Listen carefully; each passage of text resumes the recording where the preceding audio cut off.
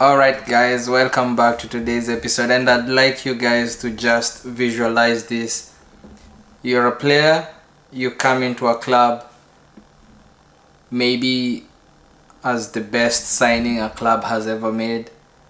Maybe you are still at the club, you're not being transferred in, you are their best player, your name is chanted week in, week out, fans are going crazy about you, and then bam, you are handed a transfer ban. Not because you injured someone, not because you violated any of the on-field decisions, but because you did something bad off the field.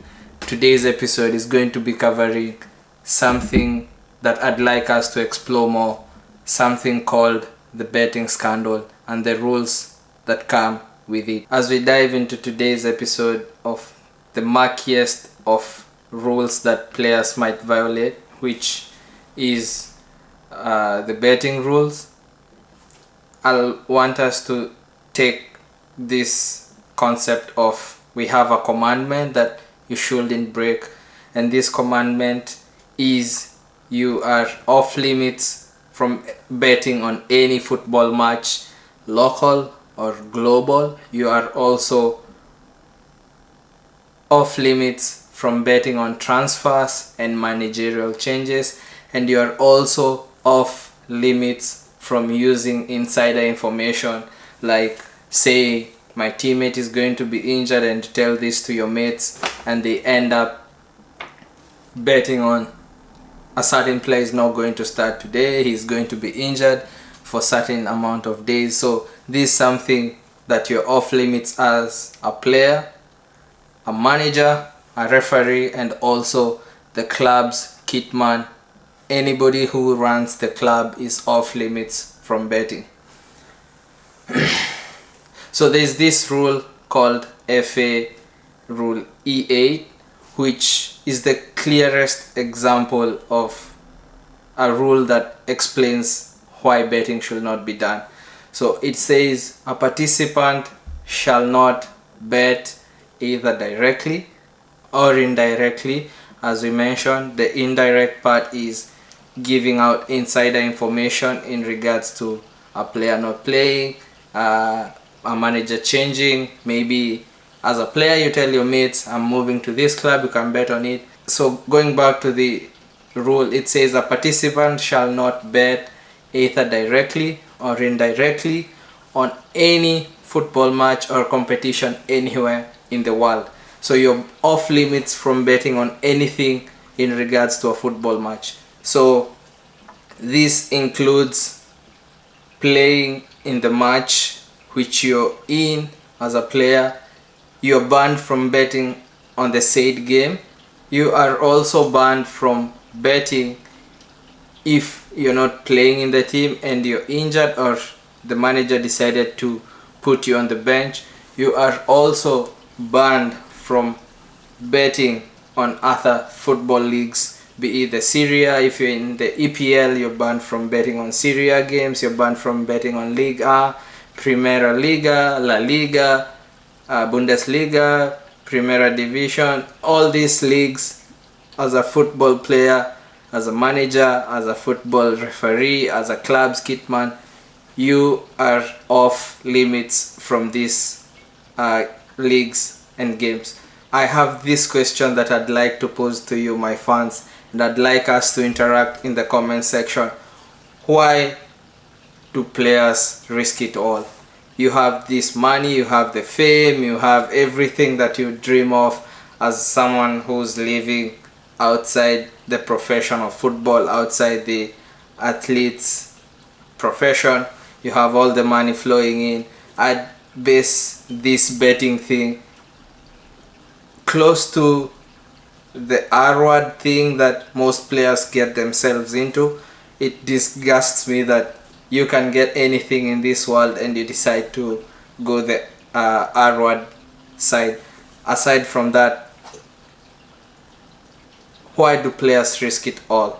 So let's be real, these people, they are not broke. So why throw yourself and your career away for just a $20 bet a 20 euro bet. I read this article from a psychologist that said these players face boredom most of the times. That might happen if you are facing a ban, let's say someone like Modric or Pogba, and you might also be facing the boredom if you're out injured for a long time and you decide, oh well, why not?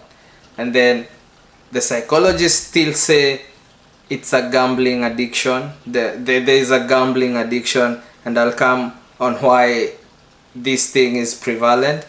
And there is this feeling of invisibility from the player who will know that I actually placed the bet. And then there is this cultural normalization. This is the point that I said I'll come back to. The clubs are now normalizing having kit sponsors from betting companies. What do you expect? A player actually with access to the betting company that sponsors them is going to actually want to bet on the team that he wants to bet on. Nobody can stop him because now he has access, direct access to the betting company. On this cultural normalization thing, so picture this, your club has normalized having a kit sponsor from a betting company, and then every passage of play or stop or break in play, you see flashing screens and the odds are flying by. So what do you expect?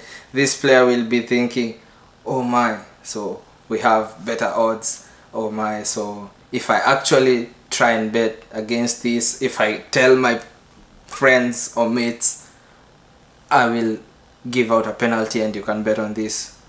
What's stopping them if they see the odds flashing on the screen? So there's this slick quote from a psychologist called Steve Pope. He says, the moment you hand a player their phone and they are unmanaged, they are exposed to more than just DMs. And this is actually true because you see some players have managerial companies on the side to actually help them manage their social media thing. But then from this quote from Steve, if they don't have this side, they are actually better exposed to the gambling thing. So now let's talk about some few cases that have caught the eye. And one of the breaking news, we have Ivan Toney, who was a Brentford player currently plying his trade in Saudi Arabia. He actually breached a whooping 232 betting rules. So he actually breached 232. That's so massive that you can't actually try to defend such a person. 200 betting rules is off the mark, just off the charts. And this earned him a ban for 8 months. And surprising enough, Ivan Toney actually bet against his own team. He actually bet against Brentford, which is absolutely bonkers. You can't go place a bet and say Brentford will lose this game. Funny enough, he would actually bet on him either scoring or not scoring, missing a penalty, which is absolutely absurd. And it's out of this world that a player can actually fathom betting against his own team, the one he's playing in. And you wonder, when players make such decisions, do they take into consideration what their teammates will feel if they come to the realization that I actually put a bet against my own team? And eventually they came to realize that Ivan Toney was actually suffering from gambling addiction, something that has to be addressed equivocally, because the more the players keep on struggling with these addictions on the side and you can't understand what a player is doing, you wonder why a player has a dip in form.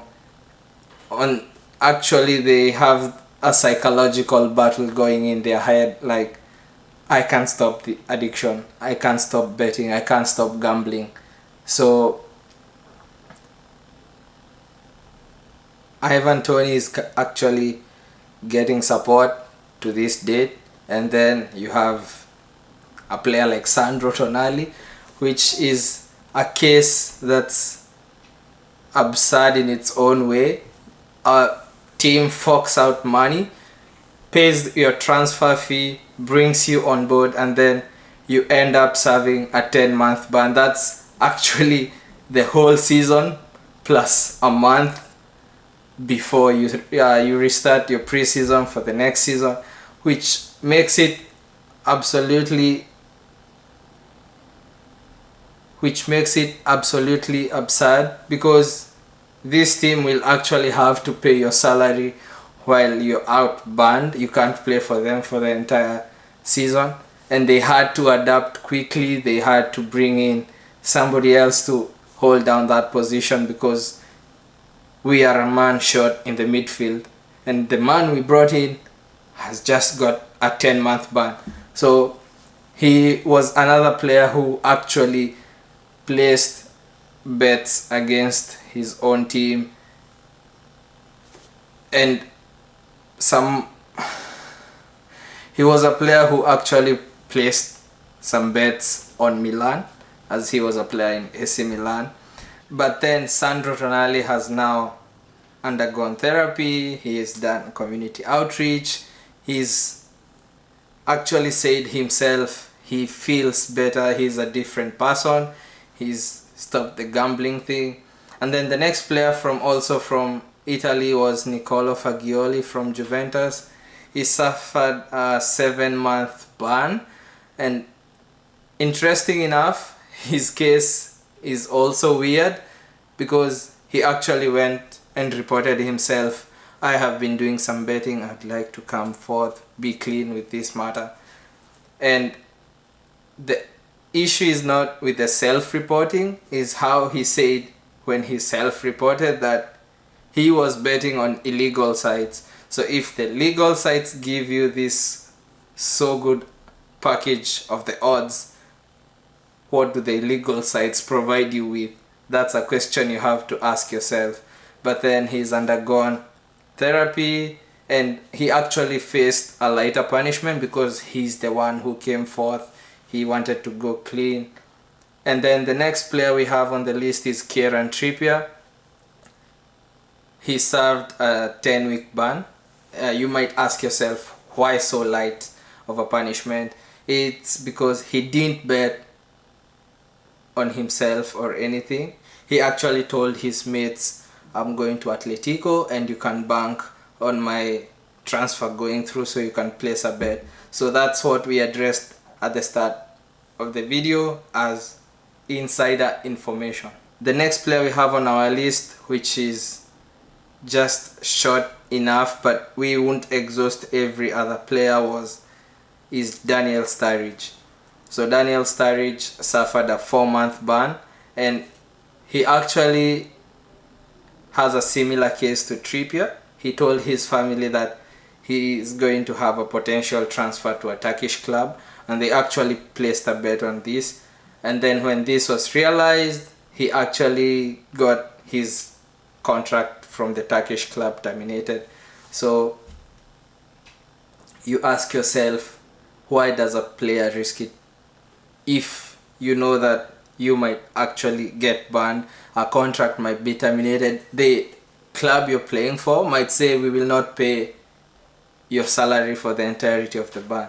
You're the one to suffer for just $20. Is it worth it?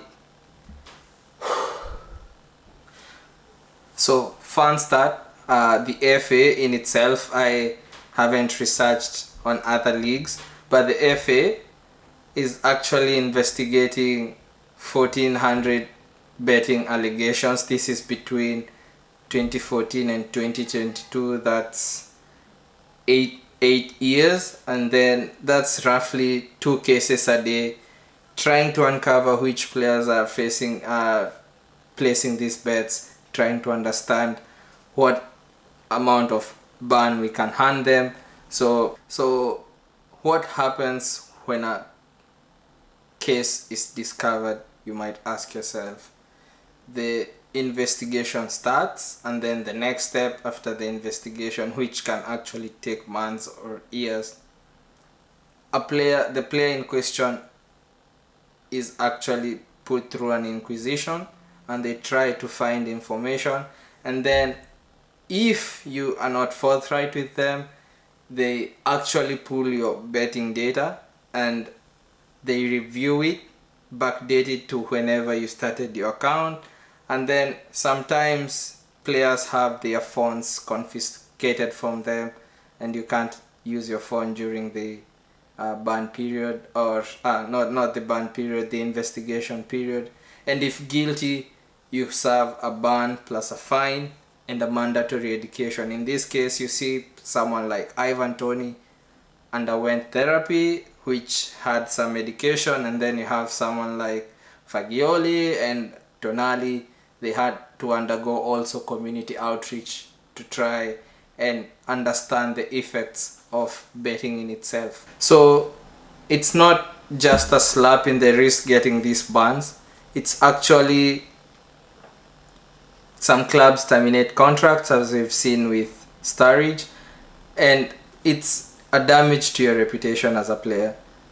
Clubs won't come in for you because they know you have this gambling addiction, something they don't want to add to themselves. And skeptical as they may be, you might actually come to bet against the team that you're coming into. So you see you're losing your reputation as a player, you're losing on endorsements because companies might ditch you for what you do, and fans will turn against you. That's the worst that can happen to a player. From singing and chanting your name to booing you week in, week out, that's a damage to your self-esteem, and if you get damage to your self-esteem, you get depression. So I understand most of you can say, what's the harm if these players actually bet?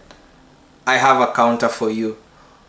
Where do you draw the line? And even the smallest of bets will create doubts. If there's doubt created, then it changes the entirety of the sport. We don't decry referee mishaps because of anything. It's because of the integrity of the game. If the integrity is gone, then we have nothing to hold on to this beautiful game. It's all about integrity. So these bets, no matter how small, how big they are, it's a damage to the integrity of the game. That's why I likened it to the referees, to the VAR. Let's move away from the serious matters and let's try to break it down in an easy way. As a player, if you bet, you will regret because you'll have to face a ban. These are the scenarios that I'll break down for you guys. You're a footballer and you bet on a football game, be it UCL, be it a league game, be it the Europa Conference, whatever, you will face a ban. You're a player and you tell your brother that your club is about to sack their manager, that he can bet on it. Insider information, you will face a ban. As a player, you're allowed to bet on any other games. So if you bet on tennis match, nobody is banning you. But if you also join a fantasy, like the FPL thing, if you join a fantasy league with a prize fund, you will get a ban. So look, nobody here is perfect. Betting in itself is an industry that controls nearly 5 trillion cycling through the machine of the industrial betting industrial complex, and it's created this relationship which is kind of symbiotic with football. And I will say it's symbiotic but also complicated because it's making players become addicted, it's making the fans also become addicted to betting. But here's what I'd suggest in my own way. Players and coaches alike should use betting support programs from the FA, from the FIFA Pro, and actually try and get help if you feel you're going down this road or you're about to start going down this road. And talk openly. Like, if you don't talk about anything, it's going to eat you from the inside out. We don't want you as a player facing depression and we're wondering why aren't you putting in the performances or putting in the shift that we are used to seeing you do. And to root out this matter even before it blossoms, let the kids in the academies be taught enough. Let them grow up knowing betting will get you in trouble. Let them know all the situations and scenarios that can put them in trouble if they actually bet. Until next time, see you soon. I'll be dropping another video next week and hopefully it will be a banger like this one. Subscribe, get commenting on this video, and hopefully share it around. Let people come on and join this great community. And until next time, peace.